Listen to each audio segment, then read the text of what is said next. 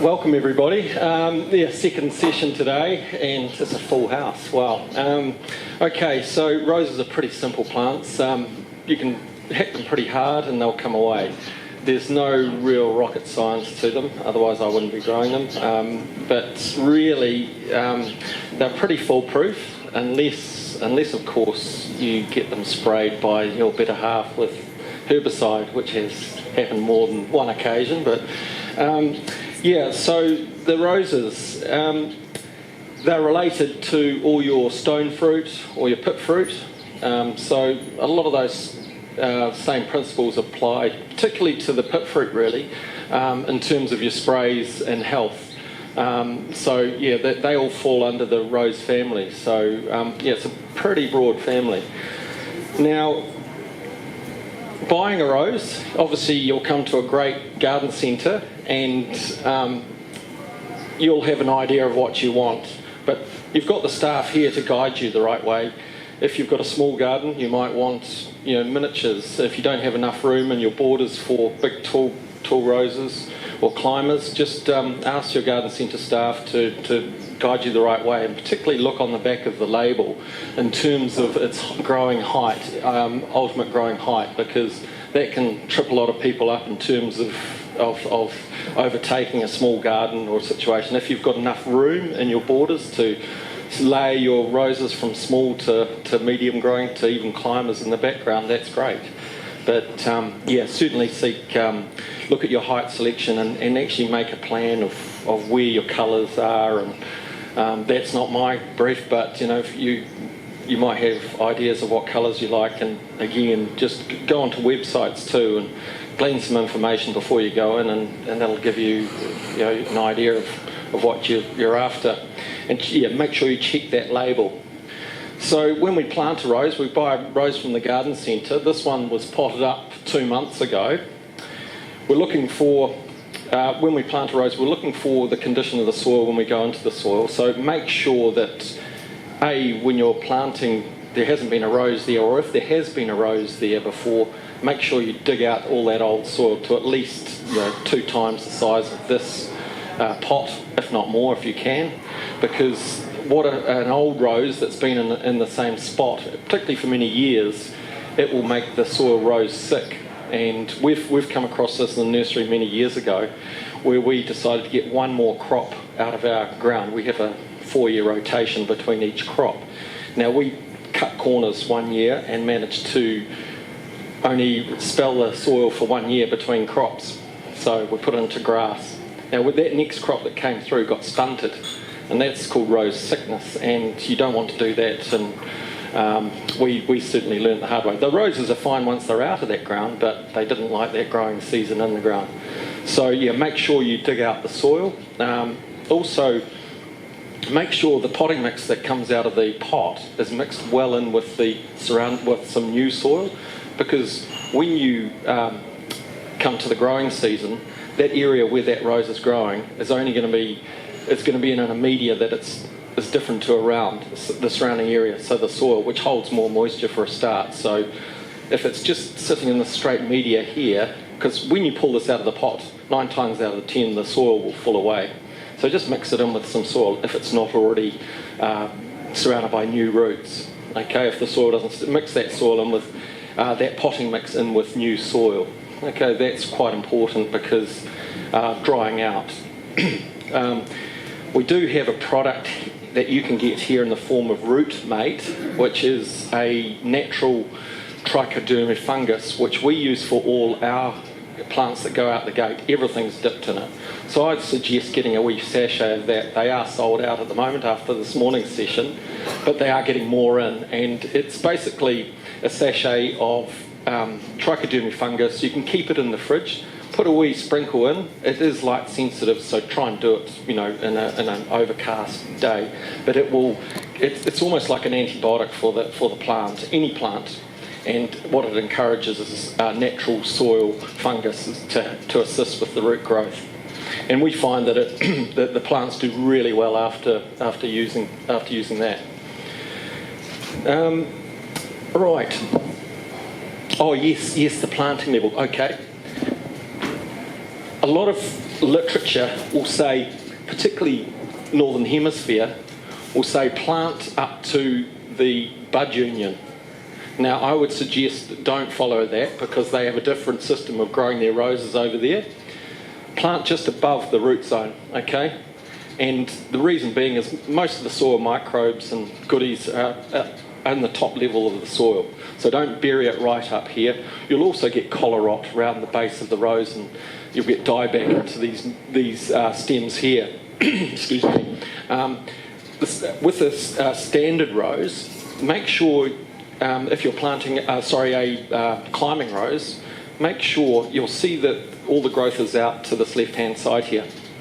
You're right. Make sure that you plant that towards the wall or trellis that you're planting it at, because so all the growth will sort of naturally grow towards the fence so that you can train it along. Because if it's all growing out this side and the fence is that side, you're going to have to bend all those new canes over to train along the fence. Excuse me. Yeah, please. Sorry for the coughing. Thank you.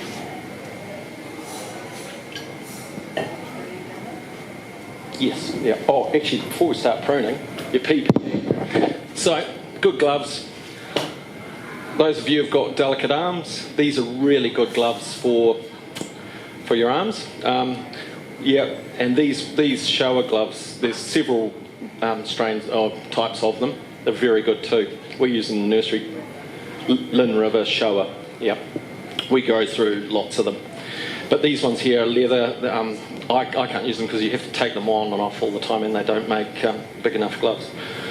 And secateurs, good secateurs, maintenance of them quite important. After you use them, make sure you give them a good clean and get the moisture off them, because they do go rusty because we often leave them out. And if you are a bit of a gun in the garden, try and get one of those even a builder's apron from to put all your gears in, and maybe a secateur pouch, quite handy for any other things on your phone. So good secateurs. These ARS ones are really good. There's also the Gardena ones. If you want to, if you've got access to a good sharpening stone, you can pull them apart. They've got a nut and bolt, and put a wee dab of grease if you've got access to that too between the blades. And you can stretch the spring a wee bit sometimes just to give it a bit more, and tighten them up just so that they're closing. The bypass are a lot better, I think, than the straight. I've forgotten what they are called. The ones that squash onto it, anvil ones. They do less bruising on the stem. So the bypass ones. These ARS. There's several good ones around. Yep. And loppers, good loppers. You'll need them for climbers up high or any of the really thick branches. And pruning. All right, so I should actually put my gloves on. Correct PPE. So with your pruning, the main idea is to get all the twiggy, rubbishy sort of stuff in the middle, dead wood. Get that out. This is one I dug up this morning. There's a bush rose called Parnell Heritage, which we've got it here because we didn't sell it, and I wonder why, because it's an Auckland Bay-centric rose. And anyway, this one here, what we're trying to do is look for a structure of really good thick wood, and take out all the twiggy crossing over branches, anything that's damaged. There is a damage on this, but I'm going to leave this. But really taking all this twiggy stuff out. And when you're using the secateurs, always use the blade side down, not the anvil, so that you're getting it a nice close cut. That's a lot of people, when I'm showing them to do work in the nursery, they always use it, and I've mentioned that before, haven't I? Using it the wrong way round. And it seems such a simple thing, but make sure the blade's flat, not the other way around. And just cut out that twiggy stuff. We're pruning, and when we're lifting all these roses for Oderings and other independent garden centres, we're usually lifting about 1,000 roses a day. And so we're giving them a quick haircut before they go to the garden centres. But we haven't done the total, prune to every outside bud. So that's what you need to be doing to all your roses now, or the ones that you've bought, because they would have come from the garden centre just with a quick haircut, to the garden centre and possibly left the garden centre just with a quick haircut round the top. So I'm taking all this twiggy stuff, any undershot, that would seem like a good branch, but there's two together. So we'll take those undershot ones because A, they look ugly, and also it's competing with the top one. So we're getting a structure. I'm trying to cut these all close together here. Do you prune the roots at all? What we do, just to when we're putting them in pots, but try not to, just any really long ones, yes, but try and leave as much on as possible, particularly, for you. But if you're getting one from the garden centre, it would have had a wee bit of pruning to go into the pot. But this has come straight from the paddock. It's been undercut by a machine, a U-blade in the paddock, but to get that in a pot, we just squash it together and get as much potting mix around it. But really you want to leave as much root on, and you're better to leave more root on than shoot. Okay, so yeah. So I've taken most of that twiggy stuff out, anything that's sort of under about a pencil thickness, but really with some of your roses, you're not left with much when you buy them. So don't think, oh, okay, it's not pencil thickness, I'll cut it out, because then you might be left with nothing, particularly if it's an old-fashioned, one of these old species roses or something that's just really runty. You need something there, so leave it. If in doubt, leave it. But what I'm doing here is I'm pruning just to leave a bit of a structure. And where there's usually a branch coming away, there's usually a wee bud. If you can't find an outward-facing bud, just prune to a crease where you can possibly see two buds either side. But the main thing is try and prune to an outward-facing bud, and on an angle, just slightly above it, just so that the water runs off the angle cut. It doesn't have to be 2 millimetres, 3 millimetres, just above on a nice angle. The main reason being not too high, so that dieback from where it grows to where you cut it doesn't happen. So just enough so that it can heal up.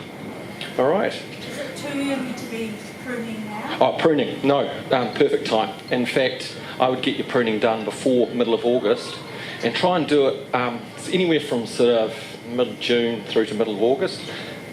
July, perfect. In Canterbury, we don't want to prune too early, because if we prune in,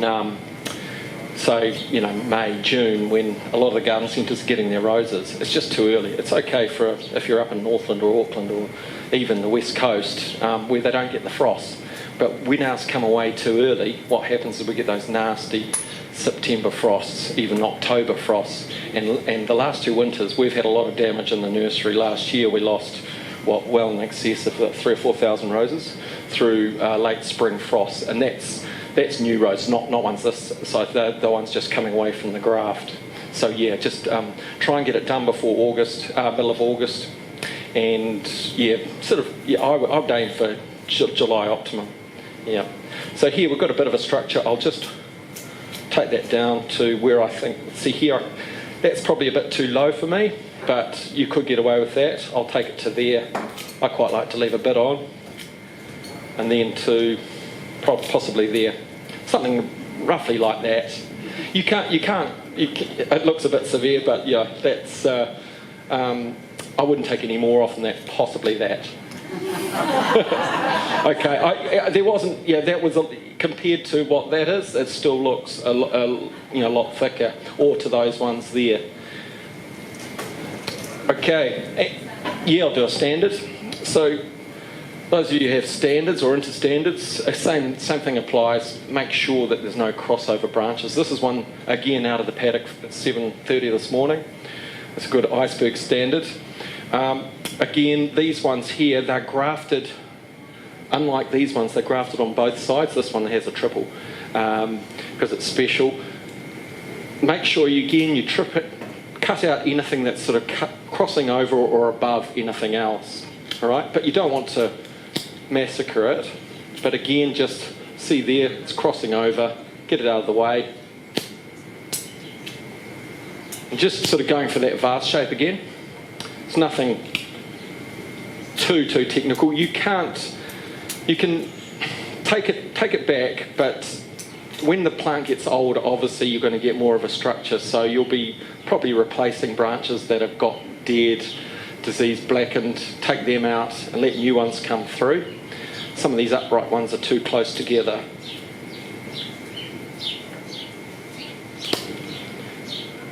We have electronic secateurs at the nursery, which are about $1,800, and they are very good, but they're nowhere near as precise as these.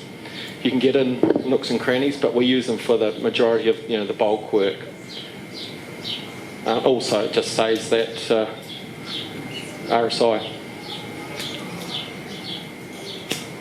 Okay, just about done. Yeah, so again, the hands are working pretty quickly when we are... Yeah, do another one. That's getting a rough sort of structure to it. Again, a cross over there. I'll have to go there. There we go, something like that. So again, try and keep... Sorry? The other one that you some leaf on there, all the doors are there instead of you get rid of grass trees leaves. It's gone. Yeah, so, I mean, any leaves, obviously, they're no use to, and also they carry over disease. So anything like any leaves left on the bush shouldn't be there. These ones actually came from nursery. We don't put any lime sulphur on our roses, and which you can do as a good clean-up spray, but that's a good way of getting rid of leaves. It makes the leaves in the autumn defoliate sort of earlier than they should. Again, this is an English rose here, quite twiggy. The English roses are a bit different. You sort of want to leave a bit more twiggy stuff on them, not cut them down to just 3 or 4 strong shoots. They tend to do well with the other branches supporting them, because a lot of the flowers on English roses tend to flop, and it's quite good to have a bit more of a twiggy bush. So in terms of talking about taking all the twiggy stuff out, try and keep a bit more in on these. There is a method that you've come across of putting a stake in and working around a stake, isn't there? Yeah. Yeah. No, they just cut it up, and use a hedge trimmer.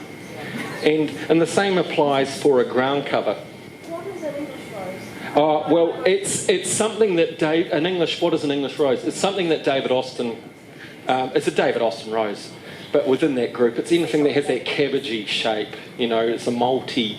You look into it, and it it has just multi cabbagey shape, isn't it? Or multi-petaled, and yeah. But there's others that fit into that camp, which you would say yes. Yeah. So you look on your plant label, and we just pay an extortionate amount of royalties to them for the pleasure of doing so. So yeah. Yeah. So it's like, what do you call it? It'll have different. What's the name? It's multi-petaled, but it doesn't. It's not. Yeah, they're cupped usually. So like this one. Yeah. So there's Yeah, almost cabbage. Yeah, there's so many of them, and good on him. He bred them and called them English roses. But there's plenty of other roses out there that have that same form.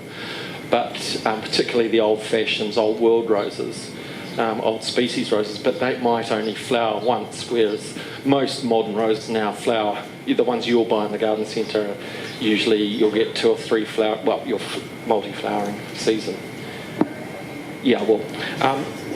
So assuming this is an English rose, I'm just going to go like that. You could get your hedge trimmer. If you have a big bed of them, I would just get your electric petrol hedge trimmer and just go right over them. Particularly if it's an English rose, just get a stick in the ground and use that. Because they're planted in 3s, usually clumps of 3s to grow in together. But if you have a bed of ground covers, get your hedge trimmer, go over it. You don't want to spend hours with a pair of these just going through, just it's going to take you weeks. Rugosas too. The rugosa roses, which are brilliant, healthy hedge forming, like species roses, they're really good for hedges.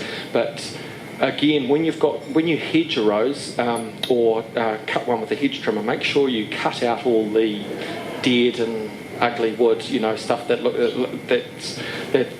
wimpy canes or anything that's got dieback in it. Just cut it out. Once you've gone through with the hedge trimmer, and then you can do a final touch up. But don't worry about the jagged edges left by the hedge trimmer on those types of roses, because they'll heal up soon enough. Unless that, cut is sort of a big cut where you might have to clean it up with secateurs and So, yes, yep.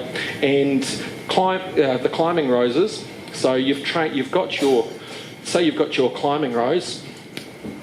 I'll just give you a quick brief on this. You've got your climbing rose growing along the fence. It's been trained to 3 or 4 wires along your standard, say, 1.8 metre paling fence. Just make sure you train them not straight down after the first season, because you might break these off first season, these new shoots. Just do it, say, like half and then down to your wire where it's going to stay. From there, you'll get all your shoots growing up from here. Just prune them down to where they were pruned the season before, or just above that shoot where it's coming away, and that'll send it. So once we've pruned up the rose, we need to look at our winter spraying program. The climbing rose, if you've got somebody in your household and they cut all of the runners that were training, yes. What happens after that? Well, you'll just have to wait for the next season on the climbers, they're very nice. So someone in your household has taken all those lovely shoots off. Oh well, they were doing their best. I would wait for the next season. I would take out any of that again. That on climbers particularly, they'll send out you cut out all that weak stuff. Give them a good feed in the spring, and then just wait for those new canes and start training them again. Could you tell me how to prune 2 roses that are one on either side of an archway? Like the pillar roses on an arch. So pruning pillar roses on an arch, pretty much the same thing. If you have it. If there's a lot of growth there, like something like an old-fashioned rose, like a crepuscule, or there's just too much twiggy stuff in there, I would just go with the hedge trimmer on it. But if you've got if it's a modern rose, like it has good strong canes like this, I would again treat it like that one on the treat it over the trellis. Is it a trellis that's about that wide over an arch, or? Yes, it's an arch that goes. Yeah. Yeah. So you don't want those on the inside. So make sure if you can, or get someone to get the hedge trimmer on the inside and really cut it close, because otherwise it's just going to grow into you when you walk through the arch. And just leave. Do you actually trim down the sides, because that's what's growing? Oh no, well, you want to encourage any of those long canes. So trim all the side laterals, but train up at least 1 or 2 of these either side. You've got a rose, a climbing or a pillar rose either side. Make sure you trim that up, all the side laterals, but try and encourage any of those strong canes to come off it, or train it, the top ones along, or any of the side ones across if you only have one branch coming up. And I'll still get roses down the side. Yes, absolutely. Just on the top. Yes, yeah. Okay. But if you've only got one strong cane coming up, well then you might want to encourage another cane from the bottom. Right. To add more to your arch. The one that I was going to do for you 6 years ago. Yeah. Question at the back? How do you deal with a rose that's forgotten it's winter time and it's still growing and budding? Yeah. Well, we had actually, believe it or not, such a mild June. Even with a couple of frosts, and we had some really warm weather. So prune it. Don't worry about it growing now, because you go out into the garden centre now and you'll see a lot of shoots like this coming away. But they'll still handle, I don't know what it got to this morning, I didn't see the gauge, but they'll still handle -5, -6. Oh, cut all the flowers off, yeah, but I mean, if you're still enjoying them, yeah, good. But usually we'll get flowering right through into May. We'll cut our flowers off in early May, middle of May. We'll cut ours all down and they're still in flower. But usually a frost or a southerly with the rain, and then a preceding following frost will nail all those nice blooms anyway. So if you have leaves or flowers after, then don't worry about them cut them, take them away. But do enjoy them right to the end, because that's what you've bought them for. Oh yes, copper and oil. Okay, so after you've pruned, you can leave it a few weeks, but as long as you do it before the spring or before the new shoots, you can do this twice before the green tip in September, even though this is green tip now. Try and get a copper spray on, a winter rate of copper, because on the back of the label you will have 2 rates of spray. Very important to follow the directions on the label to the word and put it in the correct spray container, not the herbicide one. So make sure that you have the winter rate of copper. Put that on first. It makes sure you get good coverage all over the plant, underneath, and because that's where disease could be harbouring. And then a week later or so, if you've got time, 10 days, put on the oil spray, and that will knock out your. The copper will control all your disease, fungus, bacteria, and your oil will actually knock out all your insects overwintering. It'll suffocate any scale, thrips, any aphids, and you can use it in the summer as well. Again, a summer rate. They both have a summer and a winter rate. You can. You can do it another 6 weeks after that. Or you could do it in the spring, sort of, September. But once you get that growth on, once it gets past, an inch long, a couple of centimetres long, make sure you start using a summer rate, because then you'll start burning the foliage, particularly with the copper. That is, it's quite toxic. And someone mentioned in the earlier session they were spraying around the pond. I said keep that copper out of the pond, even the oil, because the copper's not very nice for your goldfish, and it's quite toxic in its own right. Okay, so we've got Conqueror oil here, which is a mineral oil, spraying oil. Conqueror, and it's Conqueror oil. It's a spraying oil. It's really one of the only ones that you'll see in the garden centres spraying oil. It's a mineral oil. It's roughly I've forgotten even the rates, and I won't try and tell you the rates, but just make sure you follow the winter rate now and September onwards summer rate. Sulphur's great too. Now that's I would use sulphur. It's green. It's organic. Pardon? Oh, you're talking about lime sulphur? So in the autumn, for a clean-up, you can use lime sulphur, which is a really pungent. It smells a bit like Hamner or Rotorua, yeah. It's basically a clean-up spray for your diseases, sort of to knock all them out. But I would say we don't use it ourselves. We used to use it. A lot of nurseries use it as a defoliant, put on to knock the leaves off, to make a plant lose its leaves so they can get it off to the garden centres. We don't use it because we get the frosts and usually knock the leaves down. No, I wouldn't. That's an autumn clean-up. Too late to use it now. And definitely keep that a month away from using any coppers. Okay, your lime sulphur. I haven't mentioned lime sulphur, but sulphur I will mention, because that's a really good summer spray. And it's really good for powdery mildew. And it also has a wee bit of activity against mites. Straight sulphur. Yeah. And also, in your sprays, we use a lot of seaweed. We use powdered seaweed, but you can use it in the liquid form. It's easier to measure out. And we add that with all our summer spray programs. So the fish in it is really good. It also deters animals like possums and hares, if you have them around you, or rabbits.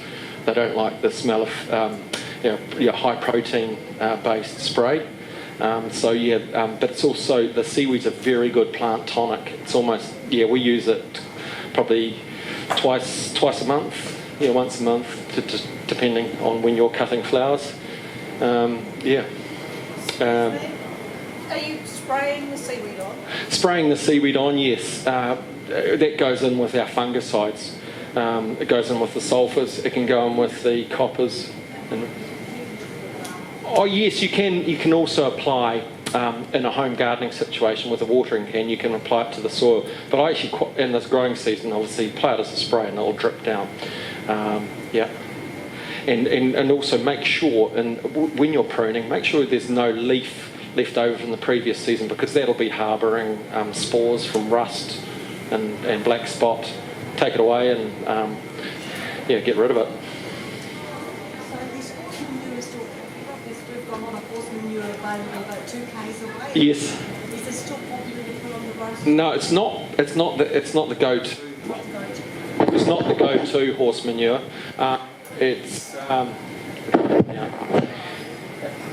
It harbours a lot of weed seed. So unless you can rot it down, compost it. It does carry a lot of weed seed. Yeah, it'll have goodies in it. A lot of people use the pig and sawdust. BioBlend is really good, and it's great for veggies too. So you don't have to spray separately. You can put all the I would spray the copper separately. the Yeah. feeding one. No, in the summer, because obviously you don't want to feed in the winter. I would actually put it in all in one. Save going around the. Yeah, absolutely. Yes, yeah, absolutely. Yeah. Probably not with the herbicides. Yeah. And feeding, we'll move on to feeding. Now, don't put any fertiliser on in the winter or when you're planting, okay? Try and hold off until at least September. You know, that's when you should top dress. Now, you can use two forms of food, both work together. Your potting mix will have a little bit of slow release fertiliser in it if you're buying a new plant in, but it won't have enough to keep it going through the season. So what I would do is in the spring, I'd grab a handful, something that you can clasp in your hand without stuff falling out. That's roughly about 20-30 grams, and sprinkle it over the drip zone. Obviously a larger rose that's 4 or 5 years old, a bigger handful, 30, 40, 50 grams. And again, sprinkle it around the drip zone, not in the collar of the rose, because that's just going to go straight down, and that's not going to go out to all those roots that are feeding. So Nitrofosca Blue, or in the form here of Nitra Blue, is really good. We use that in the nursery. That's our main fertiliser in the nursery. That is, we'll apply that just because we put nitrogen on as well. We'll put that on in November, but I suggest putting it on in September, and then after your first flowering, give it another 20 to 30 grams or more, depending on the size of your plant, handful, around the drip zone of that rose. Now another fertiliser is Total Replenish, and this is like Odoring Zone Slow Release. They've built, because they grow a lot of plants themselves, and they've got a massive nursery out at Philpotts Road, and this is on their potting mix and all the mix out here. So this lasts for 6 months in the pot, but this is something you could add. You could make a brew together. I would again just put it on the drip zone, but again use this a bit more sparingly than your Nitrofosca Blue, because it's got all the goodies. It's got the NP, the nitrogen, phosphorus, potassium and sulphur, and then your micronutrients, which you'll get in this as well. Everything's in that.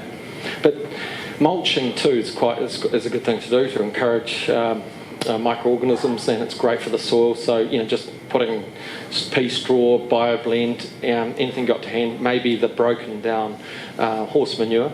It has to be rotted, but the sheep pellets are quite strong. They're high in potassium, so you might want to sort of dilute them a bit.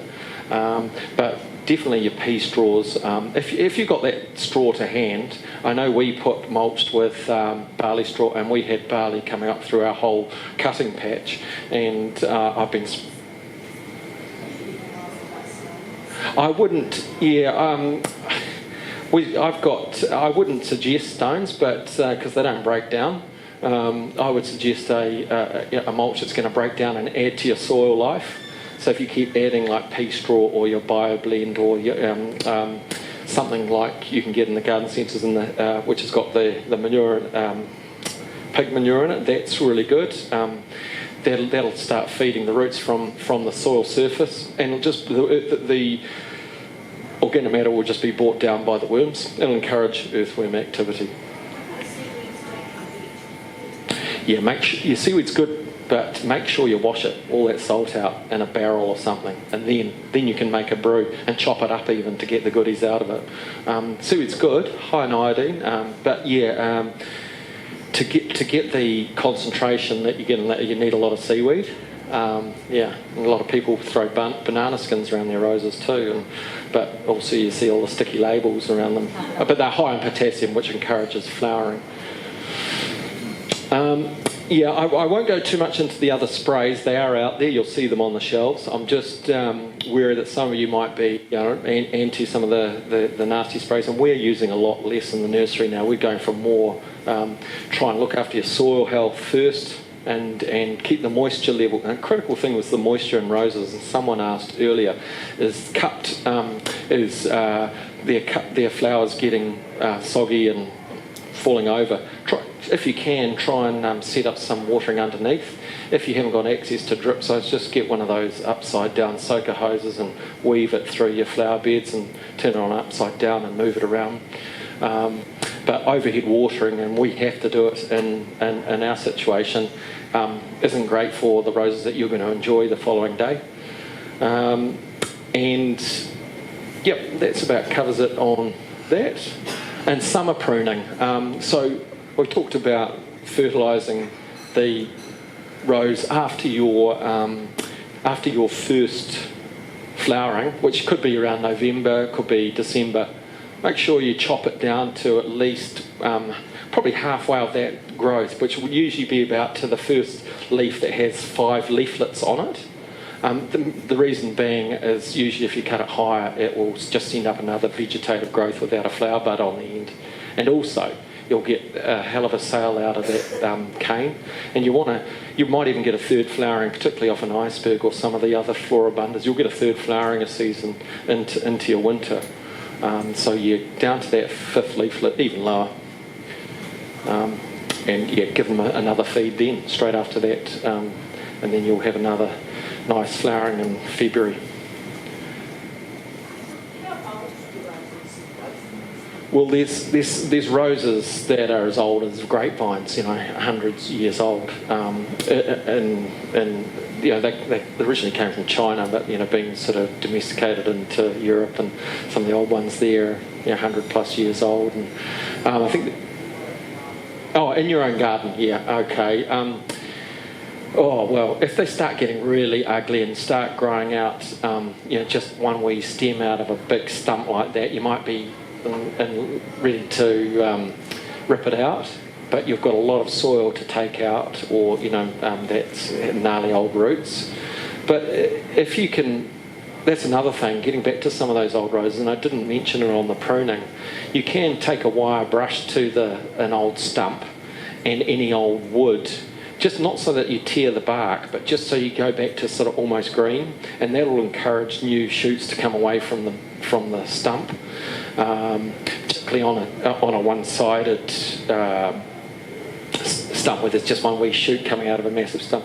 Give it a bit of a brush cut with a saw, anything that's looking dead, and you might get even new shoots coming away from that stump.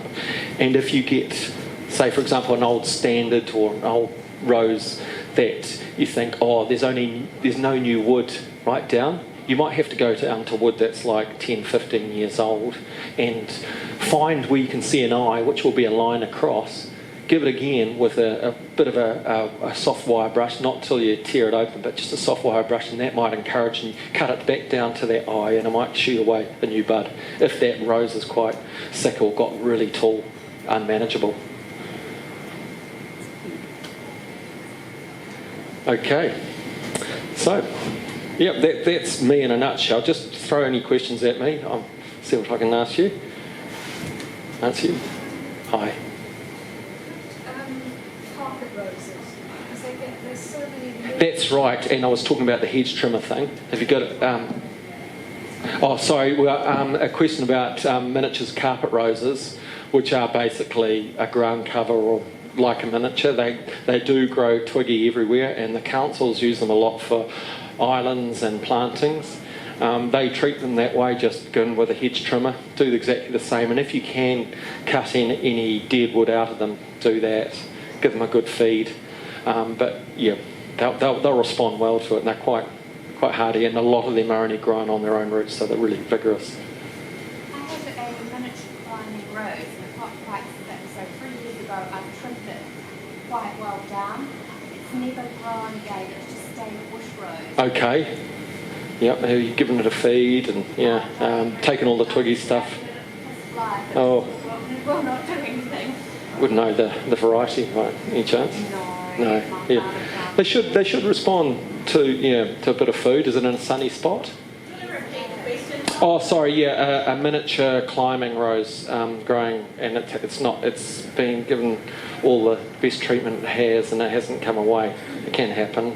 Yeah, Fred told me, that's it. Once you cut them right down, a climbing rose, it will stay a bush rose. I haven't heard that. That doesn't change their DNA, but it's certainly with a climbing rose, and you've got you can start again, as long as there's sort of a healthy cane at the bottom. Yeah. Hi. You spoke of rose sick soil. Okay. Is it only to roses that the soil is Well, or is it anything? I don't know if anything in the rose family. I know with apple tree nurseries, they can't grow on the same land for 10 years. Apple orchards that replant have to sterilise the soil or use a special rootstock. They're related to the roses. With roses, we have a rotation of 4 years between each crop, so we have to rent land to make up for the shortfall in land that's just in pasture for 4 years. If you're, I know that from our first-hand experience, they stay stunted. So some varieties did particularly, they just were. But we managed to sell them and they take off. But in the situation they were there in the old soil, I would replace as much soil as you can, which is practicable. Can you give us some tips on what to do when you're planting the rose in terms of preparation for the... Okay, so you've got your site for the soil. Really, I really love bare root planting. I mean, I know you get your rose from the garden centre in a pot, but that's really just for practical reasons. If they had it sitting in a bag, it could sit there for a week, it could sit there for 6 months, and a lot of these roses out here, even though they've sold out of a lot of varieties, they could have roses right here until Christmas, and so putting it in a bag of sawdust is not practical. So this is a practical solution for the garden centre to put in potting mix.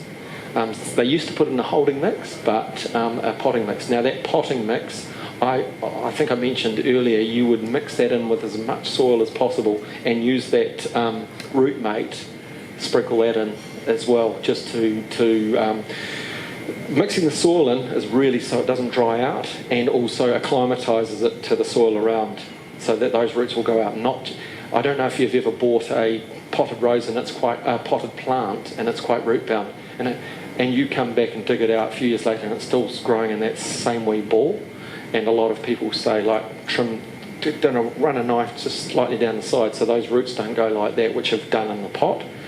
Well, you want to encourage those roots to go out and not just sulk and stay where they are.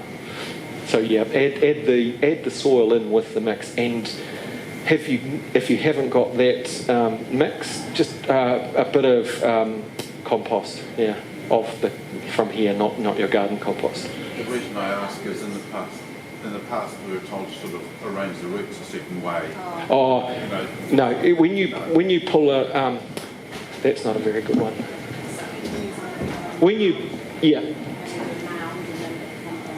Oh, no, soil level, yeah.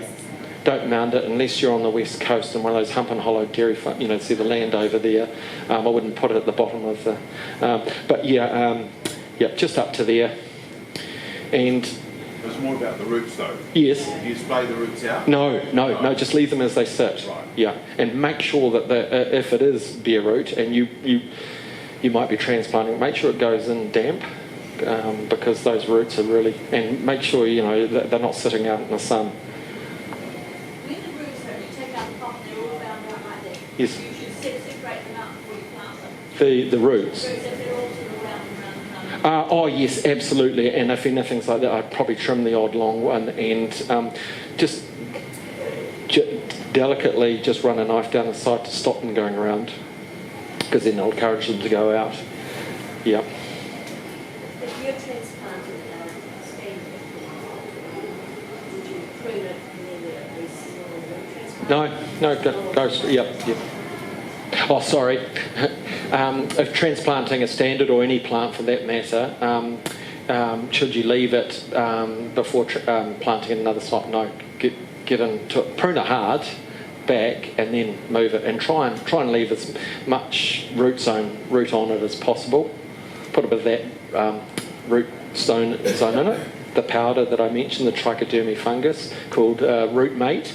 The root mate, it's trichodermy fungus. They will have it in stock here very soon.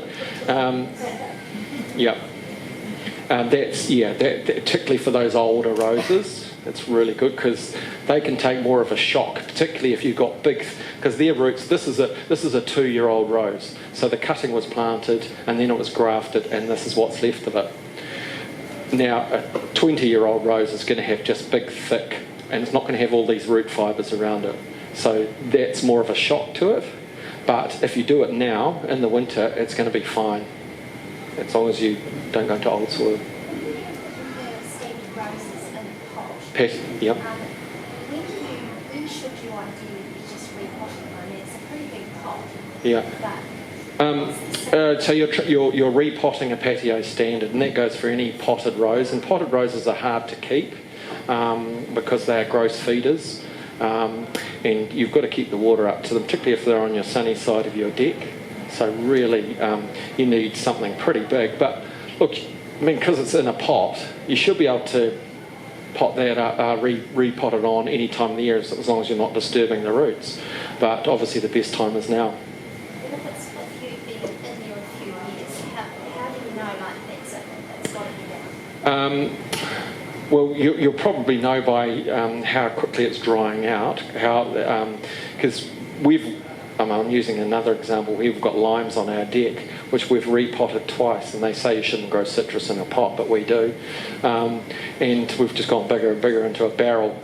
And I knew they were just wilting in the sun with the new growth. And also, every last bit of root takes up all that goodness out of the soil. So what you're going to need to do, and it's the best thing to do, is in the middle of winter, July, is really give it a good root prune, like bonsai almost, and get some new potting mix around it and give it a good haircut. Yeah. Oh, you could put it back in the same size pot if you wanted to, but if you've trimmed it up, you could go, or go bigger But if it looks too big for the size, it's going to look ugly, and look too small, it's going to dry out. I used lime sulphur 3 weeks ago. Yes. I was in my 4th flower. Are you on the hill? No, I'm down the Oh, okay. Yeah. but they're under the saphit, and so the standards were near touching the saphit. Yes. So I was recommended to use lime sulphur. Okay, so you've got standard roses growing under the saphites of your house. That's why they're still flowering, because they didn't get frosted, because the eaves of the house are protecting them. Got the black, the sort of gold. Yeah. Yep. Because they don't get the wind. Okay. Yeah. Well. That's fine to use the lime sulphur. Just don't go and use this today. Maybe. No, I did it 3 weeks ago. Yeah. No. But you maybe wait a week or two before putting on your coppers and then your oils, because the lime and sulphur should not be used really close together. Will the copper start? My mistake. The lime and copper, sulphur and copper. Somebody told me Yes. copper. Yes. Try. What I do is if I've got something against the house, and I try and do it. And we've got a weatherboard house, so I can sort of usually get, or just stick a sheet up when I'm spraying it, particularly the limes on the deck, which are covered in the thrips, and getting rid of all that black stuff off the limes. I put something against the house so I didn't stain the house. Yeah. So should I prune before I spray with the copper? Yeah, I would, and then make sure you take all the leaf and get rid of all that. Yep. Yeah. Another. Paul here mentioned bug off to get rid of thrips. Is it? Yeah. So it's got diatomaceous earth in it, has it? Yeah. And reckon that was pretty handy too for getting rid of the bugs off. Yeah. Good for aphids. Aphids. Yeah. There we go. There's a recommendation of something I haven't used before. So the roses on my garden, would I prune them down as small as that? I'd work on about a third. Yeah. Yeah. But then saying that, if you've had like, a metre of growth and your roses only started off this high, I'll try and go just above where they were pruned last season or about, yeah. Because otherwise they're going to keep going up. People say a third, or prune a third, but if you look at last season's growth, try and prune it above that, because otherwise they just keep getting away on you. Yeah, and particularly things like iceberg, and they'll just keep going up and up if you don't let them, and encourage new shoots to come through. If you've got rust on the leaves, Rust here. is there any way you can sort of like stop it? Yeah, well, your copper will stop the spores and yeah, well, the really bad. So rose rust, rust is just a horrible thing, like black spot. But if it's really bad, any leaves that have fallen on the ground, just remove them, and any really either side, the rust pustules that are on the leaf, just pluck them and get rid of them, because they'll just spread it. It's once it gets in, just you start using your sprays, the sulphur, your copper. Yeah.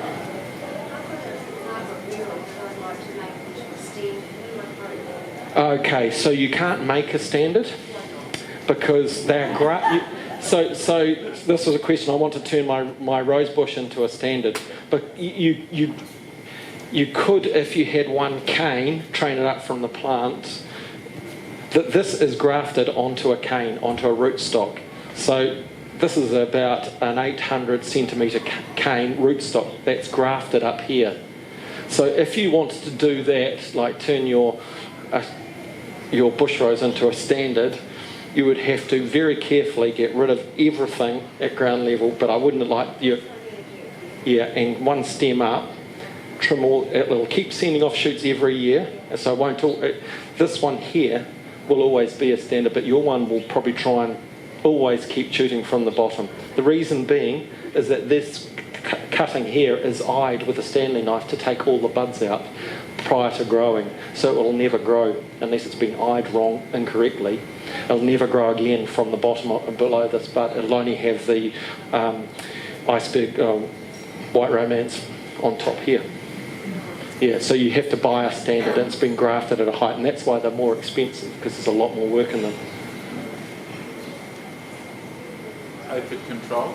Well, two hits. Your bug off, or you can suffocate them with your spraying oils, or you can dehydrate them with detergent, sunlight, and a squirt of sunlight in the 5 litre sprayer. That'll if you do that before a hot day, and you can add your liquid copper in there too. You can do it for a hot day. That detergent will just dehydrate the cuticles on the surface of the aphid, and they'll just die. Yeah, for a hot day.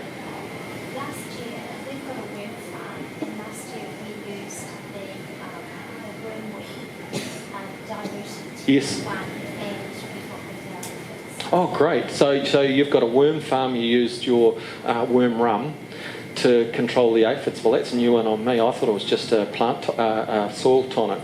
So there we go.